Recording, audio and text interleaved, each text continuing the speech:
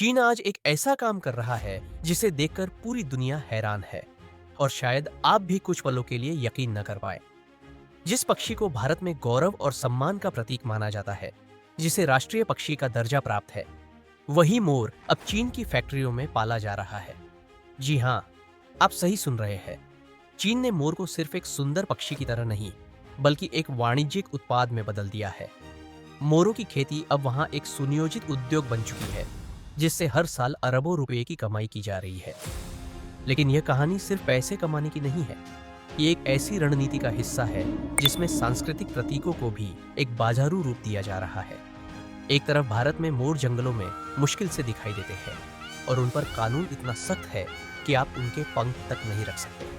वहीं दूसरी तरफ चीन में इन्हें खुले तौर पर पाला जा रहा है, पंखों का व्यापार हो रहा है और उनका उपयोग सजावट से लेकर फैशन तक हर क्षेत्र में धड़ल्ले से किया जा रहा है। इस वीडियो में हम आपको विस्तार से बताएंगे कि चीन में मोरों की खेती आखिर कैसे की जा रही है। जानेंगे कि इस व्यापार से किस तरह करोड़ों किसान अपना करियर बना रहे हैं और इससे कितनी बड़ी आर्थिक व्यवस्था खड़ी हो चुकी है। लेकिन साथ ही हम यह भी समझेंगे कि इस सब के पीछे क्या कोई बड़ी राजनीतिक या सांस्कृतिक रणनीति तो नहीं चल रही। क्या यह सिर्फ व्यापार है या फिर वन्य जीवों के अधिकारों और वैश्विक नैतिकता के खिलाफ एक गहरी चाल? वीडियो को अंत तक जरूर देखें, क्योंकि आखिर में हम आपको एक ऐसा चौंकाने वाला तथ्य बताएंगे जो यह साबित कर देगा कि यह मामला जितना दिखता है उससे कहीं ज्यादा गंभीर और सोचने लायक है। भारत में मोर को राष्ट्रीय पक्षी का दर्जा प्राप्त है। वन्यजीव संरक्षण अधिनियम 1972 के तहत मोर को नुकसान पहुंचाना कानूनन अपराध है। न तो आप इसे मार सकते हैं, न पाल सकते हैं, न इसके पंख अपने पास रख सकते हैं। सब कुछ गैर कानूनी है। लेकिन चीन में ऐसा कोई प्रतिबंध नहीं है। वहां मोर अब सिर्फ एक पक्षी नहीं है, बल्कि $1 बिलियन इंडस्ट्री का हिस्सा बन चुका है। हजारों किसान अब मोरों को पालकर एक स्थायी करियर बना चुके हैं। चीन में मोर पालन किसी पारंपरिक पिंजरे वाले सिस्टम की तरह नहीं, बल्कि एक पूरी तरह वैज्ञानिक और सुव्यवस्थित ढांचे के तहत किया जा रहा है। हर मोर को कम से कम 100 वर्ग फीट का खुला क्षेत्र दिया जाता है, ताकि वह सीमित जगह में भी सहज रूप से रह सके। चारों ओर ऊंची करीब 6 फीट तक की दीवारें बनाई जाती है, जिससे वे सुरक्षित रहे और फार्म के दायरे में ही घूमते रहे। इन फार्मों में आधुनिक शेल्टर बनाए जाते हैं, जहां मौसम की मार से मोरों को पूरी तरह बचाया जाता है। सर्दियों में इनके लिए गर्म फर्श की व्यवस्था होती है और अंदर ऊंचाई पर बैठने के लिए पेड़ जैसी शाखाएं या मजबूत ब्लॉक रखे जाते हैं, जिससे वे अपने स्वाभाविक व्यवहार को बनाए रख सकें। मोरों को खाने में भी साधारण दाने नहीं, बल्कि एक विशेष और पोषक डाइट दी जाती है। इसमें शामिल होता है अनाज, कीड़े, छोटी मछलियां और मेंढक, ताकि उन्हें वही प्रोटीन और पोषण मिले जो वे जंगल में पाते थे। इनका प्रजनन काल आमतौर पर मार्च से सितंबर तक चलता है। फार्म मालिकों का दावा है कि इसी दौरान मोरों के पंख स्वाभाविक रूप से झड़ते हैं और उन्हें बिना किसी नुकसान पहुंचाए सावधानी से इकट्ठा किया जाता है। लेकिन यहीं से शुरू होती है असली बहस।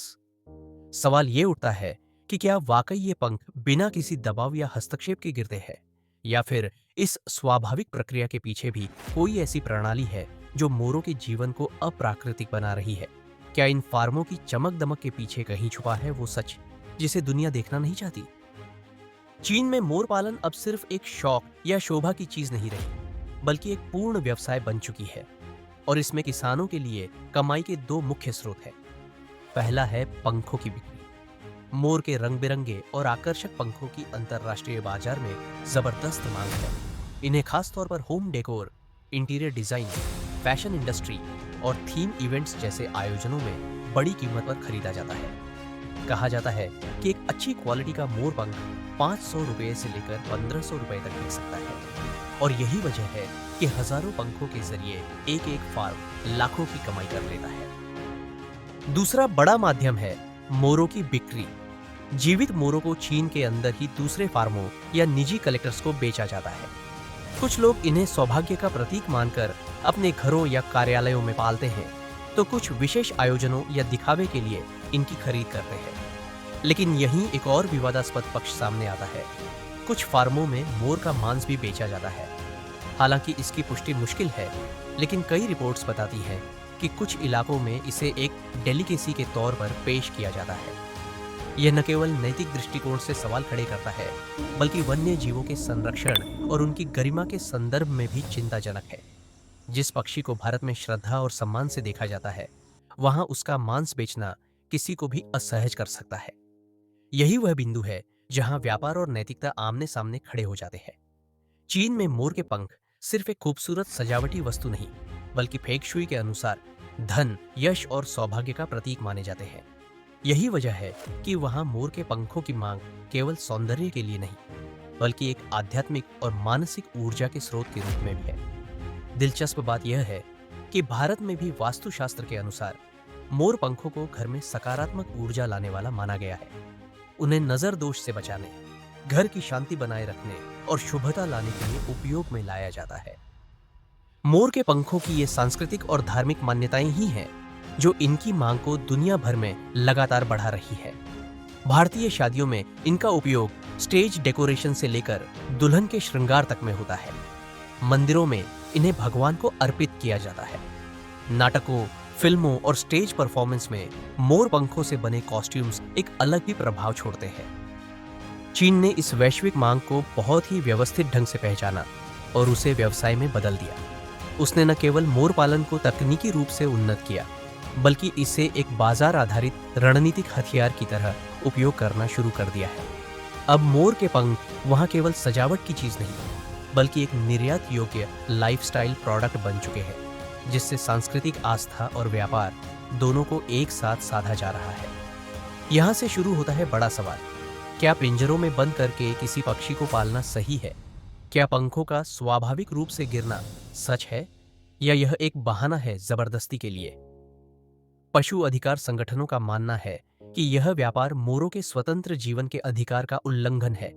क्या किसी जीव को उसकी प्राकृतिकता से हटाकर उसे सिर्फ मुनाफे का जरिया बनाना उचित है? चीन ने पिछले कुछ वर्षों में मोर व्यापार से $1 अरब से अधिक की कमाई की है। दुनिया भर में बिकने वाले 60 से ज्यादा मोर पंख चीन से आते हैं। वहां 500 से अधिक लाइसेंस प्राप्त मोर फार्म है, जिनमें से कई सरकारी अनुमति से संचालित होते हैं।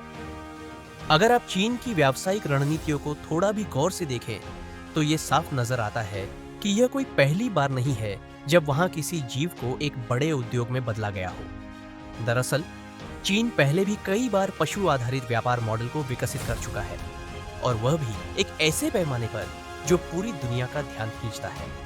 सांप पालन फार्म इसका एक बड़ा उदाहरण है, जहां सांपों को दवाइयों, शराब और खाने के लिए बड़े पैमाने पर पाला जाता है। इसी तरह कीड़े और रेशम कीटों की खेती को चीन ने न सिर्फ वैज्ञानिक तरीके से अपनाया, बल्कि उसे एक निर्यात योग्य इंडस्ट्री बना दिया। यही नहीं, नकली अंडों की फैक्ट्रियां भी एक समय चर्चा का विषय बनी थी, जहां प्लास्टिक और केमिकल्स से बनाए गए अंडे कम लागत में ज्यादा मुनाफा देने के लिए बनाए जाते थे।